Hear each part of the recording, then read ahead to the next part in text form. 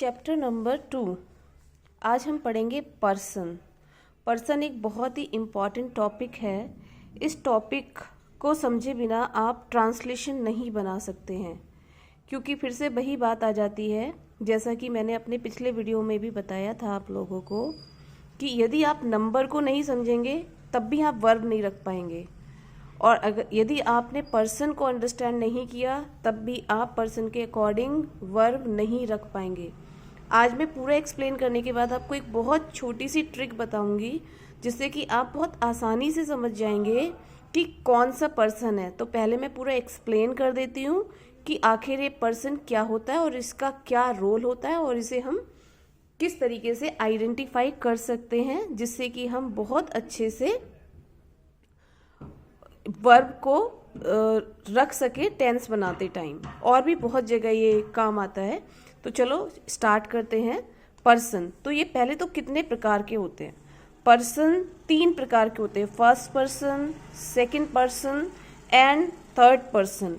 अब पर्सन का मतलब पर्सन शब्द से ही समझ में आ रहा है कि व्यक्ति।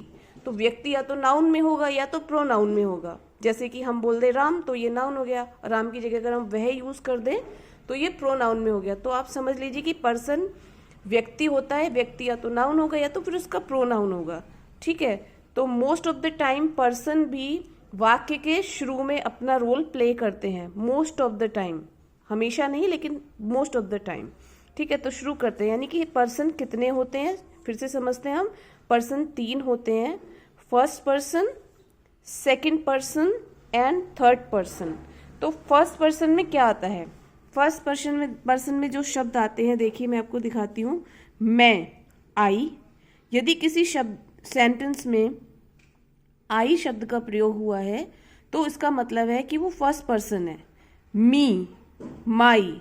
अब आप इन तीनों शब्दों को देखिए कि पहले तो ये तीनों के तीनों शब्द, यदि मैं अपने बारे में बात करूं कि मैं पढ़ाती हूं, तो यहाँ पर जो आई शब्द आया है मैं यानी कि एक, मी माने भी मैं होता है, ठीक है, माय माने मेरा होता है। तो ये जो तीनों ही शब्द हैं, इनसे एक चीज और क्लियर हो रही है कि ये फर्स्ट पर्सन होने के साथ साथ क्या है, सिंगुलर नंबर है। जो नंबर मैंने आपको बताए थे कि यदि व्यक्ति एक होता है तो सिंगुलर नंबर होता है। आई, मैं पढ़ा रही हूँ या मैं पढ़ाती हूँ या मैं कोचिंग पढ़ाती हूँ, कुछ भी मैं जब हम अपने लिए यूज करते हैं तो ये क्या हुआ, फर्स्ट पर्सन। यानी कि जब हम, सीधी सी एक बात समझिए आप लोग, कि यदि हम अपने बारे में बात कर रहे हैं, यदि हम बात कर रहे हैं किसी भी सेंटेंस में, यदि हम खुद बात कर रहे हैं, यहाँ पर मैंने लिखा भी ये स्पीकर होगा, यानी कि बोलने वाला व्यक्ति। सेंटेंस में जो भी व्यक्ति बोल रहा है, यदि वो हम स्वयं हैं,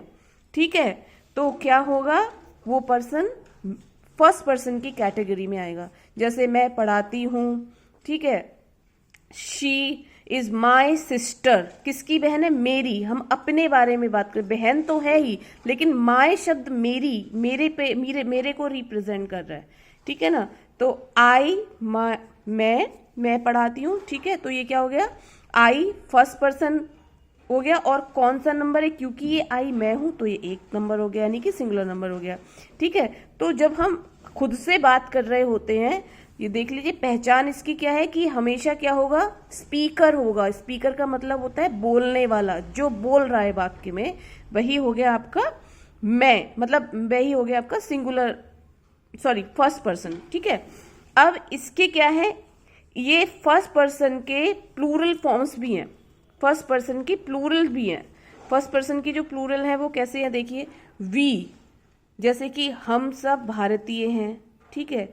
she gave us a nice compliment. Maybe आपकी कोई टीचर हो, इस वाक्य की हिंदी है कि उन्होंने हमें बहुत अच्छा एक कॉम्प्लीमेंट दिया। कॉम्प्लीमेंट में यानी हमारी बहुत अच्छी प्रशंसा की।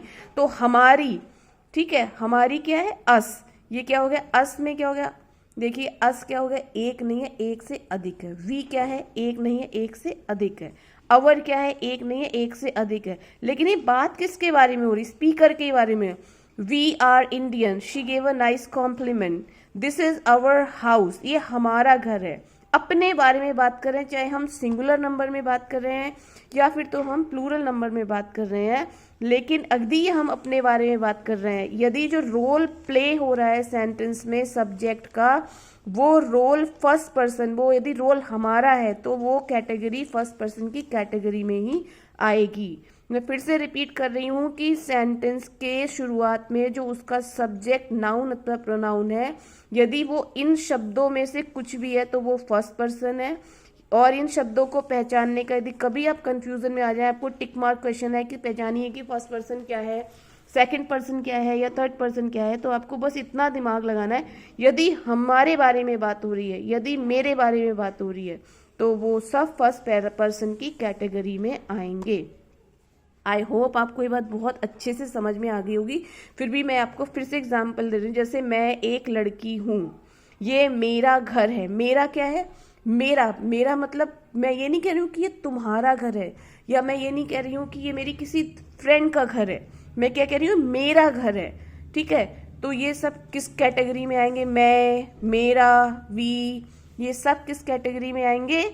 कि ये सारे के सारी चीजें जो है फर्स्ट पर्सन की कैटेगरी में आएंगी। फर्स्ट पर्सन में भी नंबर्स होंगे, वो सिंगुलर हो सकते हैं या फिर तो प्लूरल हो सकते हैं। आई होप कि अब आपको ये बात समझ में आ गई होगी। यदि नहीं समझ में आती है तो भी कमेंट बॉक्स में आप बताइएगा, आती है तो तब तो आप बताएंगे ही बताएंगे। ठीक है, अब हम चलते हैं सेकंड पर्सन की जगह। देखिए, जो मैं है वो तो मतलब क्या है कि फर्स्ट पर्सन है। ठीक है, और जो तुम हो, यानी कि जब हम किसी से बात करते हैं, किसी के बारे में बात करते हैं, जिससे बात करते हैं, ठीक है ना, वो क्या है? वो सेकंड पर्सन है। ये तो समझ में आएगा कि मेरे बारे में बात हो रही तो मैं फर्स्ट पर्सन होगी।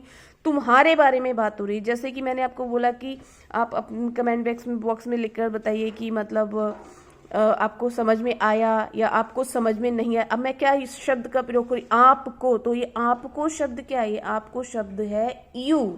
तुम्हें समझ में आया, ये नहीं आया। आप और यू एक ही बात है, तुम और आप एक ही बात है, तो इसको इंग्लिश में आप और तुमको यू ही कहते हैं। तो जब तुम्हारे बारे में बात हो, यानी कि जब आप खुद के बारे में बात करेंगे तो वो फर्स्ट पर्सन है। जब आप जो व्यक्ति आपके सामने खड़ा है उसके बारे में बात करेंगे तो ये सेकंड पर्सन। इसको पहचानने का सबसे अच्छा तरीका है तुम। अब ऐसे मान लीजिए जैसे ईश्वर कहते हैं कि आई प्रॉब्लम नहीं होनी चाहिए, मतलब ईगो प्रॉब्लम नहीं होनी चाहिए, मैं नहीं होना चाहिए। ईश्वर क्या कहते हैं कि मैं ही मैं सब कुछ हूँ। तो यानी कि मैं ही मैं, ऐसे याद करने के लिए बता रही हूँ ट्रिक। तो मैं ही मैं सब कुछ हूँ, मैं ये सब, मैं जो है ये क्या हो गया? First person. ठीक है, अब जो जनता है, जो हम है, वो क्या कह रहे हैं कि ईश्वर तू सब कुछ है, यानी तुम ही सब कुछ है, आप ही सब कुछ है।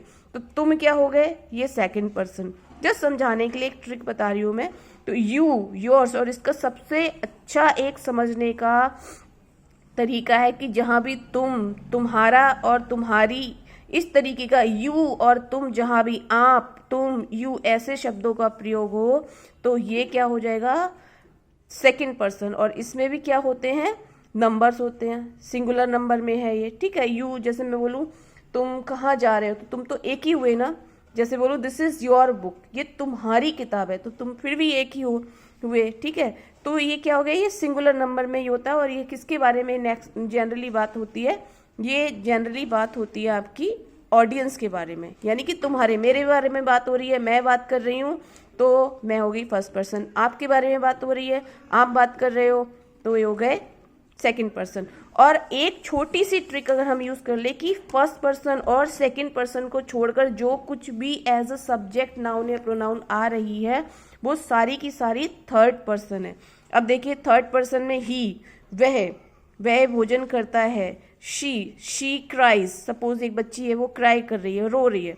ठीक है, इट्स माई पेन, ये मेरा पेन है। तो ना तो शी मैं हूं, ना तो ही मैं हूं, ना तो हर, देम, देयर, ये कुछ भी मैं नहीं और तुम भी नहीं हो। यानी कि हम दोनों से अलग किसी तीसरे व्यक्ति की यदि बात होती है तो वो थर्ड पर्सन की कैटेगरी में आ जाता है। अब इसके एग्जाम्पल समझ लीजिए। ही इज अ बॉय, वह एक लड़का है। मैं ये नहीं कह रही कि मैं एक लड़का हूं, मैं ये भी नहीं कह रही कि आप एक लड़का है। यानी कि ना मैं अपने बारे में बात कर रही हूँ, ना मैं आपके बारे में बात कर रही हूँ, मैं अपने और आपसे अलग किसी तीसरे व्यक्ति के बारे में बात कर रही हूँ। यानी कि हम यानी कि मैंने इस कैटेगरी को भी छोड़ दिया, इस कैटेगरी को भी छोड़ दिया, ना हम दोनों की बात हो ही नहीं रही, हम दोनों के अलावा किसी और की यदि बात हो रही है तो वो जितनी भी चीजें हैं वो सब थर्ड पर्सन की कैटेगरी में आ जाती हैं।